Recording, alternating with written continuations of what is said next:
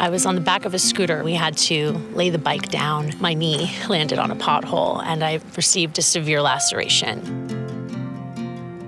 My name is Samantha. I just had a total knee replacement. Within a year of the accident, I had developed arthritis. It damaged my joint. My cartilage started to go away. Months after that, I was practically bone on bone.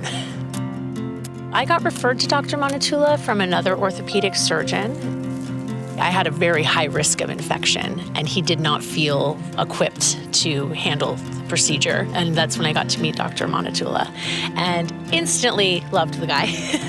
Samantha is unique and at the same time, like many of our patients, has a desire to maintain her activity level. I felt like I was in great hands with him. He made me feel like everything would be okay. Dr. Monatula recommended a total knee replacement for me because at that point I was completely bone on bone. The wound-related issues for sure with a transverse wound, and her particular damage to her extensor tendon was severe.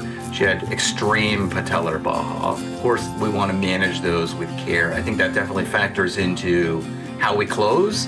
It also factors into what surgical approach we might take. But I noticed around the time we were doing Samantha's surgery that my closure times were just as long as my surgery times. It led to an exploration of symmetric STRATAFIX as a way to close. And so we limited the number of interrupted sutures so we don't rely on a single running suture, but we limited our closure time while creating, I think, a very good wound utilizing that product. And I was very happy with that.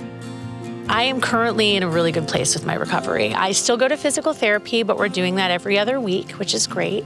I've just joined a softball team, so I'm able to, swing a bat. That's something I couldn't do before. I'm taking Chili out on walks again. I'm going to the gym again.